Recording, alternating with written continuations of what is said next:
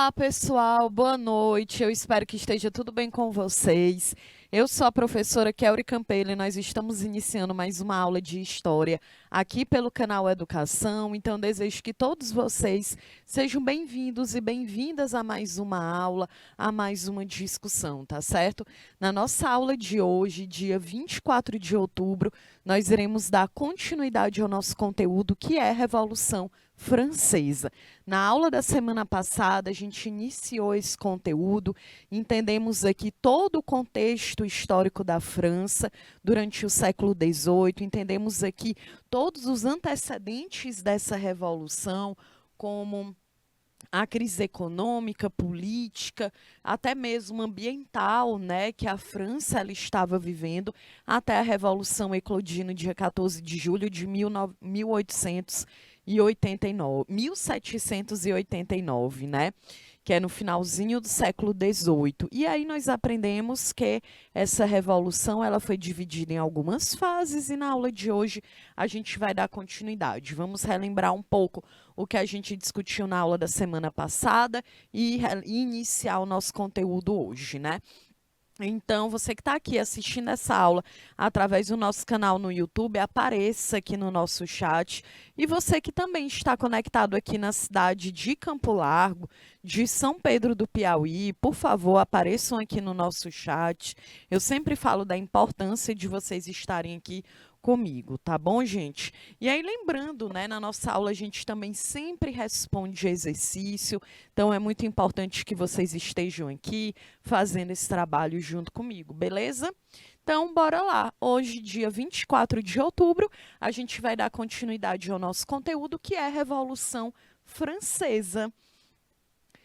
Então, o objetivo aqui da nossa aula hoje é caracterizar, né, relembrar um pouco quem era girondino, quem era jacobino, lembrando que toda aquela noção de esquerda e direita nasce justamente durante a Revolução Francesa, compreender o que foi o período conhecido como Grande Terror, compreender as consequências dessa revolução para a Europa e também para a América, né?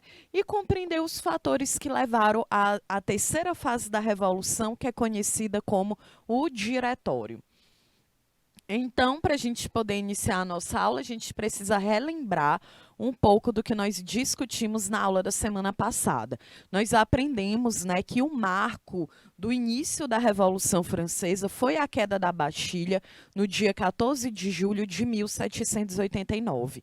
Primeiro porque a Bastilha ela era uma prisão, ela era um símbolo do absolutismo monárquico na França.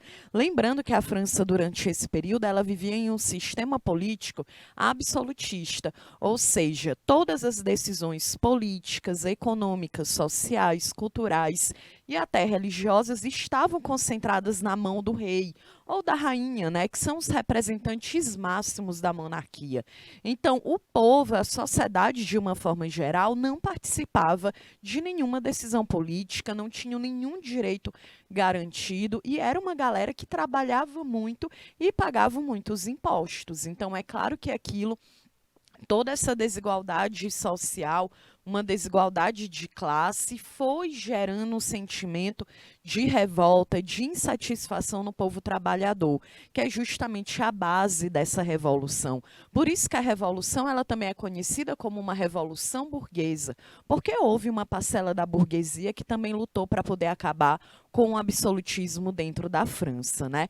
Então nós vimos que essa Bastilha, que era uma prisão simbólica em que tinham presos políticos, né, pessoas que eram contra o sistema absolutista, que haviam lutado contra esse sistema em algum momento e por isso mesmo que acabaram sendo presas.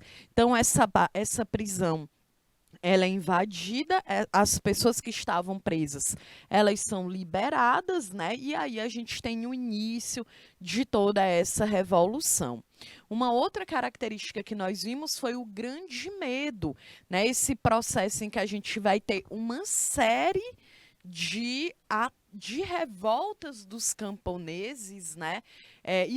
Contra todo aquele regime que eram submetidos à servidão, ou seja, eram pessoas que trabalhavam, mas não recebiam, não tinham nenhum direito, não tinham nenhum salário, a Idade Média já havia acabado há pelo menos quase 300 anos, e mesmo assim a galera ainda estava trabalhando em um sistema de servidão. Vimos aqui a primeira fase, que foi da Assembleia Nacional Constituinte, de 1789 até 1892. Nós temos aqui a Declaração dos Direitos do Homem e do Cidadão, que é o marco, né, pela primeira vez, de fato, vai falar em direitos do ser humano, mas ao mesmo tempo os direitos das mulheres não foram levados em consideração. Por isso que a gente conheceu a história da Olympe de Gouges, que foi uma mulher que em 1791 escreveu os direitos da mulher e da cidadã, mas infelizmente acabou sendo guilhotinada, assassinada em praça pública. Também vimos aqui a Constituição de 1791, né, em que ela defendia uma monarquia constitucional, ou seja, a Revolução havia iniciado, né, lutando para acabar com o absolutismo, mas a monarquia ela continuava tendo poder dentro da França. Por isso que era uma monarquia constitucional, porque o poder executivo ainda estava concentrado no rei, mas ele não era mais absoluto, o seu poder agora era limitado, porque existia o legislativo, né, composto ali pela Assembleia. Também foi abolida a servidão, então as pessoas que trabalhavam e não recebiam nenhum salário, esse sistema de trabalho ele foi abolido, acabou. Também ocorreu o confisco dos bens da Igreja Católica, afinal de contas, era a instituição religiosa mais rica da época e ela, né, super apoiava o absolutismo, afinal de contas, ela era muito privilegiada. Também ocorreu a ideia dos três poderes, executivo, legislativo e judiciário. Lembrando que o executivo, né, trazendo para a realidade que a gente vive, quem é o executivo no Brasil? A gente tem a prefeitura das cidades, o governo do estado e a presidência da República. O legislativo são os vereadores, deputados, senadores e o judiciário são os órgãos, né, que estabelecem a justiça no país. Desculpa. Então, aqui, essa Constituição, ela também foi muito baseada no voto censitário, né? Olá, o pessoal aí de São Pedro do Piauí que está aqui comigo. Estou fazendo uma revisão, tá bom, São Pedro, do que a gente discutiu na nossa aula passada. Bom, então o voto era censitário. Isso mostra, gente, como que essa sociedade ela continuava bastante desigual, porque afinal de contas só votava quem tinha posse, quem tinha terra. Então, gente, é claro que dessa forma a maior parte da sociedade que não tinha posse nenhuma continuava não participando das decisões políticas. Então, é claro que o povo pobre, trabalhador, continuaram insatisfeitos. Bom, ainda nessa monarquia constitucional, temos a tentativa de fuga e prisão do Luís XVI, né? Ele acabou aceitando a Constituição, mas ele aceitou entre aspas, né? Vocês já conseguem perceber, gente, que ele não aceitou de fato. Ele continuou resistindo, ele queria que a França continuasse sendo absolutista, né? Ele não queria que os seus poderes fossem limitados de uma determinada maneira. Então, ele tentou fugir para a Áustria, já que a Maria Antonieta, sua rainha, era austríaca, mas eles são pegos e acabam sendo presos novamente, né? Também uma parte da nobreza francesa começa a fugir da França. Nós temos um momento que a França começa a ser atacada por outros países absolutistas ali na Europa, porque a França foi o primeiro, podemos dizer assim, país absolutista. Ela se torna uma monarquia nacional ainda ali durante o século XV. Já estamos no século XVIII e outros países que estão na França, com muito medo, né, do absolutismo acabar, pensam assim, beleza, a gente precisa invadir a França e acabar com aquela revolução. Então, percebam aí que eram muitos conflitos, tanto conflito interno como conflito externo também.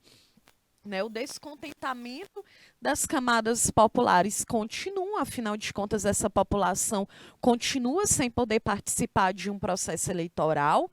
Então, a principal reivindicação é justamente a participação política.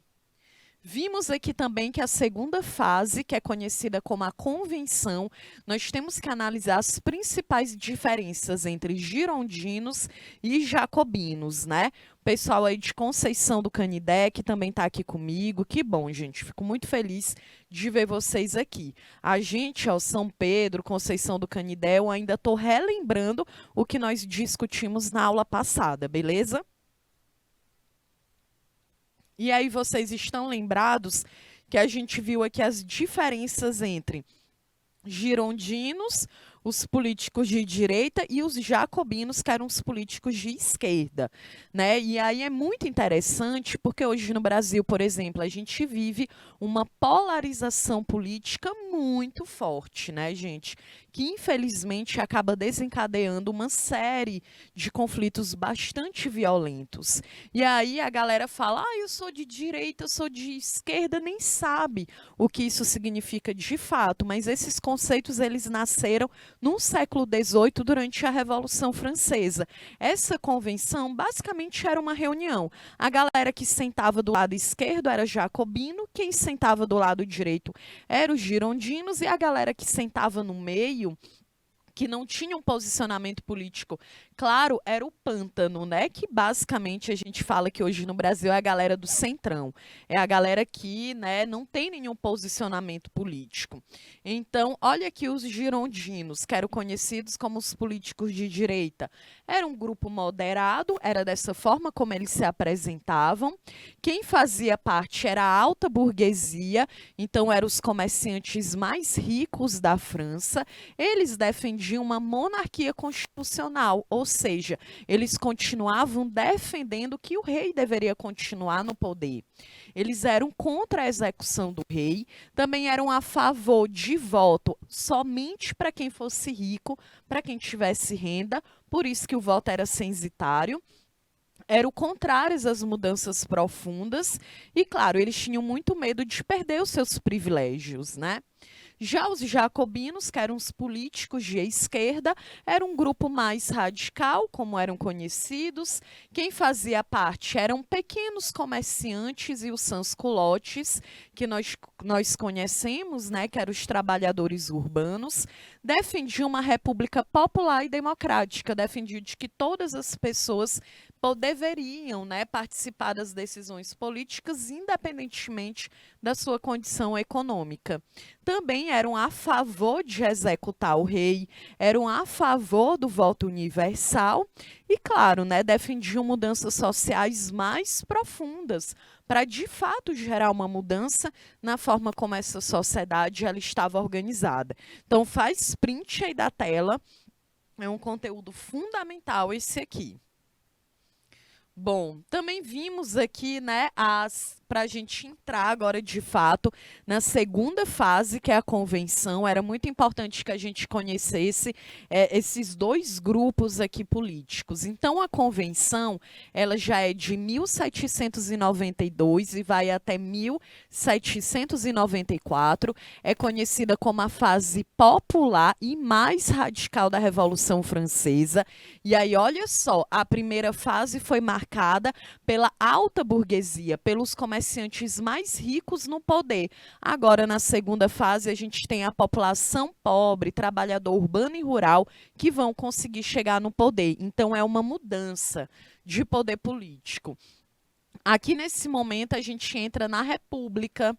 Né? A República aqui na França, ela forneceu modelo para todos os outros movimentos revolucionários no mundo, gente. Então, muitos países na América, né, vão se inspirar na França e lutar pela sua independência, inclusive aqui mesmo no Brasil. Então, a gente tem aqui o líder, é o Robespierre. O Luís XVI, aqui nessa fase, ele acabou sendo morto, executado na guilhotina em 1793. A guilhotina é esse instrumento aqui que vocês estão vendo na imagem, né? Então, a galera colocava a cabeça aqui nesse círculo e lâmina, ela descia e cortava a cabeça da pessoa, né? Então, isso aqui, gente, gerou muito medo na Europa de uma forma geral, porque a galera, os outros países que eram absolutistas, a maioria era, né? Só a Inglaterra que, como a gente viu, deixou de ser absolutista ainda no século XVII. Mas outros países, como a Prússia, a Áustria, por exemplo, né, a Itália, deixa eu ver, a Espanha, a Holanda, essa galera inteira ficou com muito medo, porque esse país pensou, gente, a França, a maior referência do absolutismo que nós temos, simplesmente o rei foi guilhotinado. O rei foi morto em praça pública. Isso aí, gente, gerou um medo muito grande dentro desses países, né? E a Maria Antonieta também foi guilhotinada. Nesse momento aqui foi criado um calendário revolucionário e também se acabou com a escravidão francesa, né, nas colônias, né? Lembrando que aqui nesse período a França ela já colonizava há bastante tempo o continente africano e asiático, por exemplo. Então aqui na República acabaram com a escravidão nas colônias francesas. E aí eu coloquei uma observação, né, que quando o rei ele foi morto, gente, outros países absolutistas na Europa, como a Áustria, a Prússia, a Espanha, os reinos italianos, os Países Baixos e a Inglaterra começaram a formar um grupo contra a França, que ficou conhecido como a Primeira Coligação, né? A galera estava, de fato, com muito medo daquela França ali, com aquele povo no poder. Aqui nós temos algumas representações, né, do Luís XVI na Maria Antonieta na guilhotina, lembrando que tudo isso era em praça pública justamente para poder gerar aquele exemplo de dizer, olha galera, quem é contra a revolução, olha aqui o que acontece, né? Então a ideia também de guilhotinar, de executar o rei em praça pública, era para mostrar o poder da revolução. Bom, também temos aqui, ainda nesse período conhecido como a República, também, que é dentro da segunda fase, a Constituição de 1793. E olha, se a Revolução começa em 1789, a primeira fase, que é a monarquia, é preciso ter uma Constituição. Como estamos na segunda fase, é preciso ter uma nova Constituição. Porque a Constituição, basicamente, gente, é a base de um novo regime político, né? Então, por exemplo, aqui no Brasil, a gente usa a Constituição de 1988, que foi a Constituição feita logo após o fim da ditadura militar. Certo? Então, como a gente ainda é uma república, vivemos uma democracia, a gente continua utilizando a mesma Constituição. Então, olha aí, a Constituição de 1793, o que ela vai dizer? Né? Vem a Lei do Máximo, que é o tabelamento dos preços de alimentos e salários, era a ideia de, se assim, poder gerar uma maior igualdade dentro da sociedade. Lembra que a França, gente, ela era extremamente dividida, com o primeiro estado representando ali o clero, o segundo estado a nobreza e o terceiro estado os trabalhadores, que não tinham nenhum privilégio e nenhum direito dentro da sociedade, apenas trabalhavam muito e pagavam muitos impostos, né? Também aqui dentro dessa Constituição, a galera começou a cobrar maiores impostos para quem era rico, quem era pobre pagava menos imposto, né? Então era aquela ideia de que, bom, se você tem um poder aquisitivo maior, você paga mais imposto. Vai ser de acordo com o seu poder aquisitivo. Também foi feito o fim da prisão por dívidas. Claro, né, gente? Porque quem acabava sendo preso, privado da sua liberdade, era principalmente a população pobre aqui dentro da França. Né? Também ocorreu a reforma agrária, que é a divisão da terra, porque como era uma sociedade muito desigual, quem tinha mais terra era justamente a população que era mais rica. Então é claro que isso aqui foi fundamental, né, para se gerar uma igualdade maior. Também a educação passou a ser gratuita e obrigatória.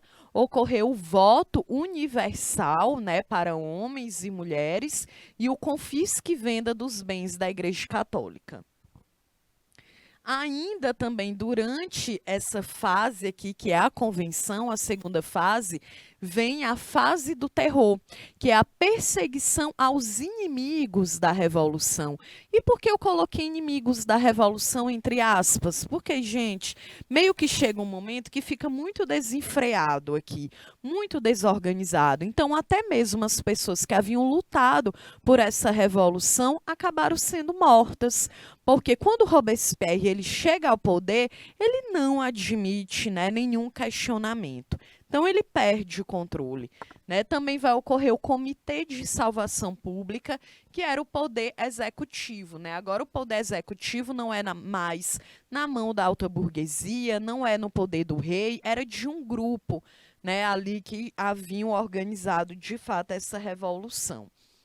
Também nós temos aqui o Tribunal Revolucionário, que era feito para julgar as pessoas ali que por algum motivo elas estavam ou indo contra ou não concordavam, né, com todas as regras que estavam sendo estipuladas pela agora os jacobinos que estavam no poder. Então muitas pessoas foram presas, foram guilhotinadas em praça pública. Vai crescer uma oposição muito forte contra o Robespierre, né? E aqui, nesse momento, gente, se os jacobinos, quando eles chegam ao poder, eles são vistos quase idolatrados, agora eles vão perder uma popularidade, né? Justamente devido à quantidade de execuções.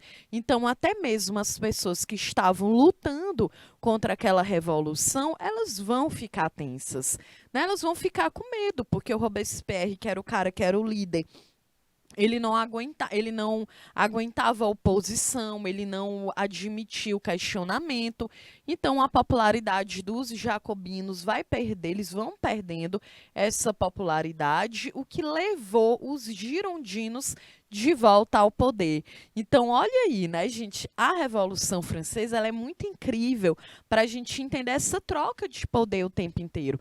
Então, a gente tinha a galera de direita no poder, perdeu e colocou de esquerda. Agora a galera de esquerda perdeu e o de direita volta ao poder através de um golpe que ficou conhecido como Nove Termidor.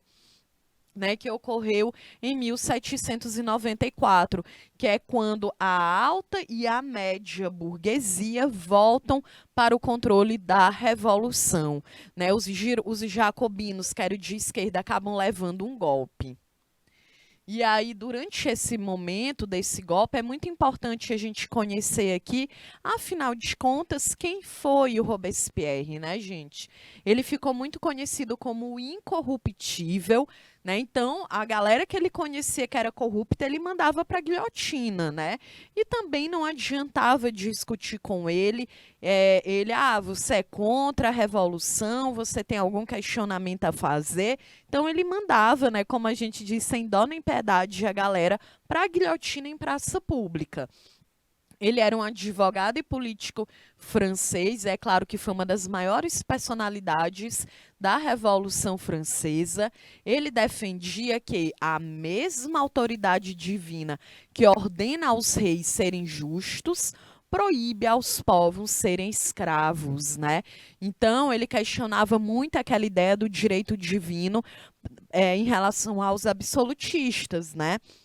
Porque, afinal de contas, como que um rei absolutista, ele diz, eu estou no poder porque Deus quer. Mas é claro que Deus não iria querer o seu povo, né, os seus filhos sendo escravizados. Então, ele levantava muito esse discurso. Os inimigos do Robespierre acabavam lhe chamando de tirano ou do ditador sanguinário durante o terror, né, esse período do terror, já que muitas pessoas que eram contra a revolução acabaram sendo assassinadas na guilhotina.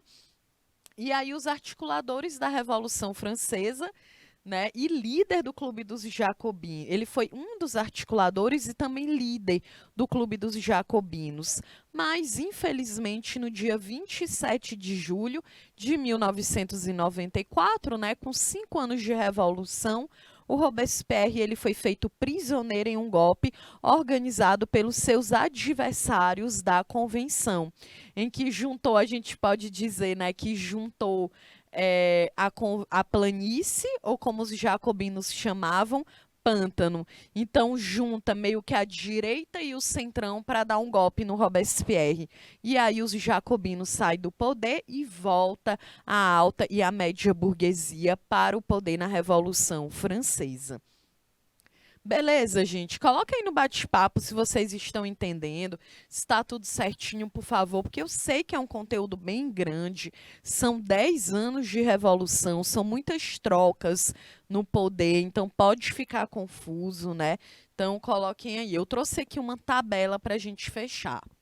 Então, olha aqui, né? A reação termidoriana, que é um termo utilizado para designar a queda do governo jacobino, que era liderado pelo Robespierre. Então, quando o Robespierre ele leva esse golpe e os girondinos, que são os de direita, voltam ao poder, fica conhecido como a reação termidoriana, né? Então, estabelecia que o poder executivo agora seria exercido pelo diretório, que basicamente eram 5 pessoas ali que agora iam dirigir, administrar a França. E é claro, também houve o retorno do voto censitário. Então, todas aquelas conquistas que haviam sido conquistadas com os jacobinos e o Robespierre, agora tudo volta atrás, né? Se antes o voto era para todo mundo, independentemente do seu poder econômico, agora isso aí acaba. Só volta a votar justamente quem tem terras, ou seja, né, toda aquela luta por igualdade, ela vai por água abaixo.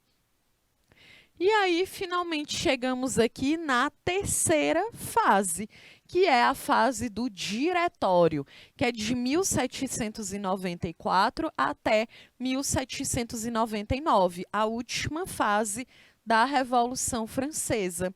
Então, após a queda, gente, do Robespierre, a alta burguesia ela voltou ao poder, disposta a consolidar os seus interesses, disposta a consolidar as suas conquistas, né? É justamente todas aquelas conquistas que haviam sido feitas pela esquerda, tudo isso aí vai por água abaixo. E aí vamos para a terceira Constituição nessa Revolução, que é a Constituição de 1795, que é nessa Constituição que foi criado o diretório, no qual tinham 5 membros, que eram chamados de diretores, que iriam exercer o poder executivo, né? Então, por exemplo, aqui no Brasil, o poder executivo é a prefeitura das cidades, o governo do estado e a presidência da República. E aqui agora, né, é como se a presidência da República ela fosse feita, né, organizada através de 5 diretores. Por isso que o nome era o diretório. Então, a organização política era como 5 diretores representando o executivo, mais 2 câmaras, que era o Conselho dos Anciãos e o Conselho dos 500. E o voto, ele vem ser censitário, ou seja, quem era rico votava e quem era pobre não votava. Então, toda aquela luta, né, da esquerda, dos jacobinos, para poder gerar uma transformação dentro da sociedade, meio que vai por água abaixo, né? Justamente porque a direita volta ao poder em 1794. Ok, pessoal, cadê o pessoal aí de Conceição do Canidé, São Pedro do Piauí? Coloquem aí no nosso chat se vocês estão entendendo, se tá tudo certo, tá bom? Olha, outro ponto muito importante que a gente precisa analisar é a crise interna e a crise externa dentro da França. Primeiro, por que crise interna? Gente, a gente vai ter a Conjura dos Iguais, de 1796, que era um movimento que lutava pela igualdade entre todas as pessoas, né, em uma sociedade na qual a terra deveria pertencer a todas as pessoas. Então, ó, tudo em ordem, São Pedro do Piauí. Show!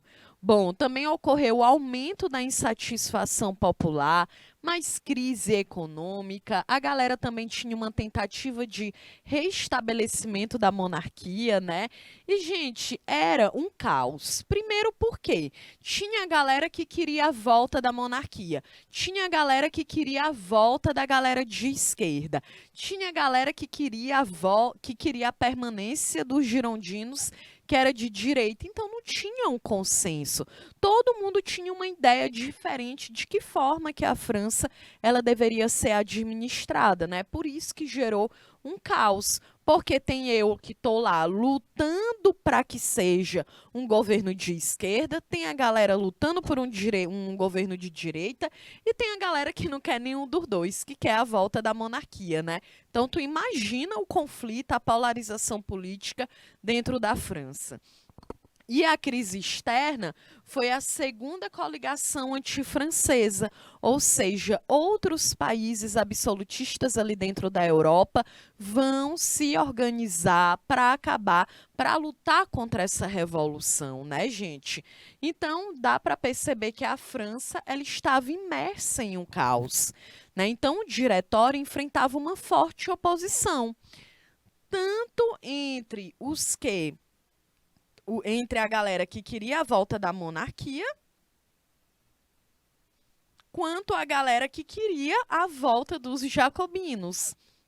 Então, tanto a galera de esquerda quanto a galera de direita, né, principalmente quem queria a volta da monarquia, lutaram para poder acabar com o diretório.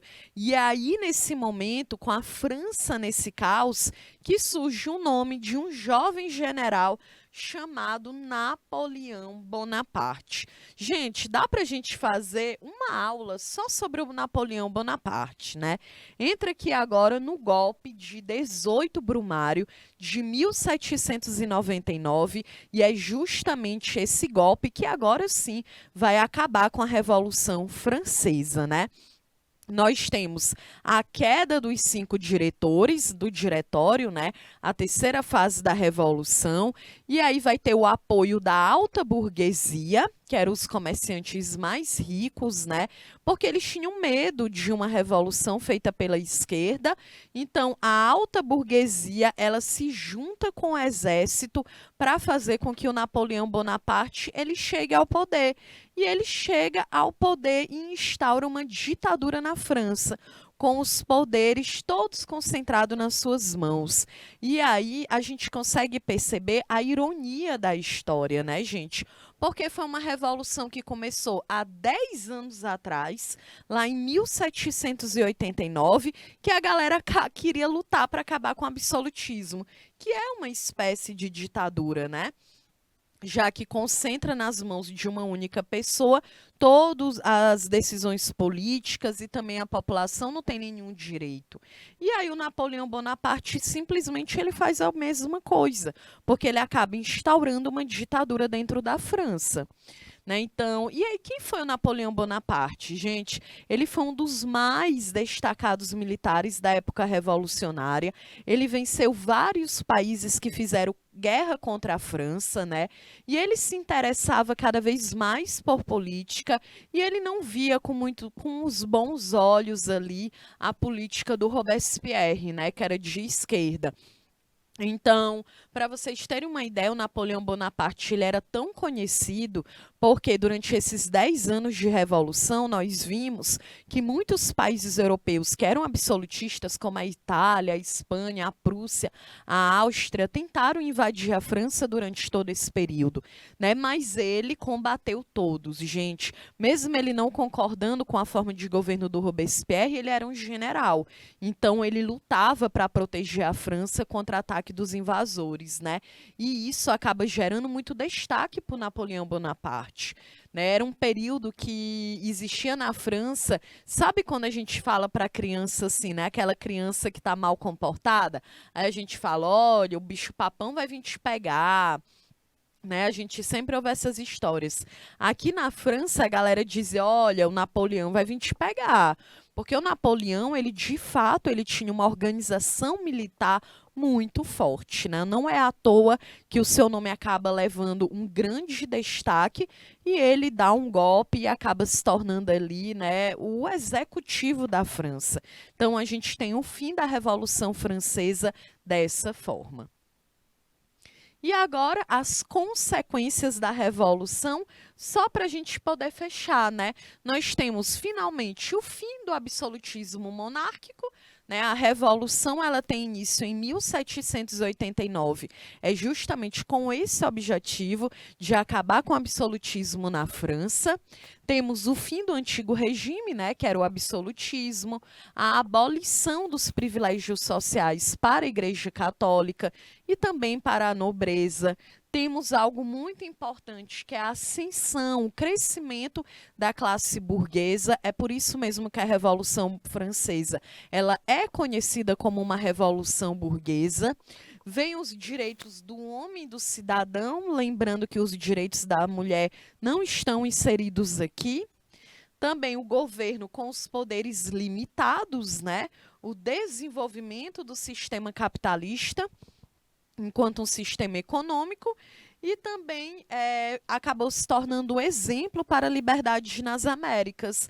Então, tal que a gente tem o processo de independência no Brasil, a Inconfidência Mineira, tudo isso foi muito inspirado na ideia aqui da França de liberdade, de fraternidade, na ideia de que todas as pessoas elas são iguais dentro de uma sociedade e é por isso mesmo que elas lutam para terem os seus direitos garantidos, né? Não é à toa que o lema da Revolução Francesa é o quê? É igualdade, é fraternidade e liberdade.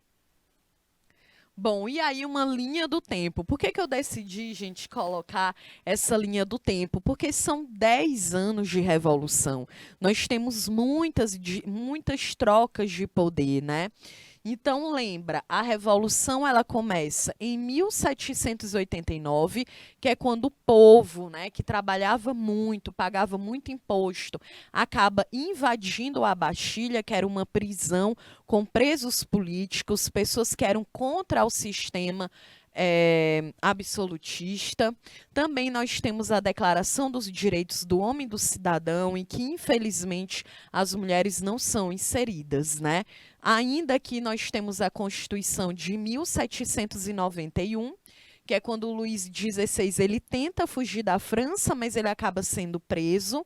E é nesse momento que nós temos o fim do poder absoluto, porque agora o poder, né, político aqui do Luís XVI vai ser limitado, ele vai ter que prestar contas com os setores da sociedade, e é claro que com isso ele não quer, né?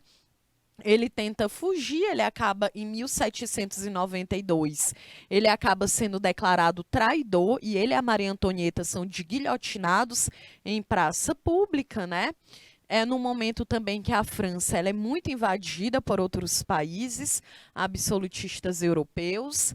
Em 1793, né, tanto Luís XVI quanto a Maria Antonieta são guilhotinados e a República foi instaurada na França. É no momento que nós temos aqui a chegada dos jacobinos, que são os políticos de esquerda ao poder.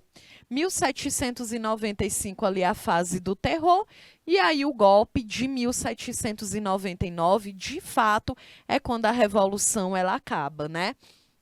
Então, olha aqui, mais né, uma trajetória dessa revolução para vocês entenderem. Então, nós temos a primeira fase, que é das assembleias. Quem que está no poder, gente? Os girondinos. Quem é a galera girondina? É a galera de... Olha, aqui eu vou até botar a prova, porque aqui é um resumão de tudo que a gente discutiu. Então, primeira fase, girondinos, é a galera de direita no poder. Segunda fase, Convenção Nacional, são os jacobinos, que é a galera de esquerda no poder. E a terceira fase, que é o diretório, é o retorno dos girondinos. Nós temos uma instabilidade política muito grande e o golpe com Napoleão Bonaparte é dado em 1799 e aí nós temos o fim da Revolução Francesa, ok? Então, nós estamos aqui encerrando a primeira parte da nossa aula. A gente conseguiu concluir todos os antecedentes da Revolução, analisamos as 3 fases da Revolução, as 3 constituições, e entendemos aqui como a Revolução acaba. Então, agora, na parte 2 da nossa aula, nós iremos responder aqui algumas questões sobre esse conteúdo, tá certo? Então, fica aí, porque daqui a 3 minutinhos eu estou de volta para a parte 2 da nossa aula sobre Revolução Francesa.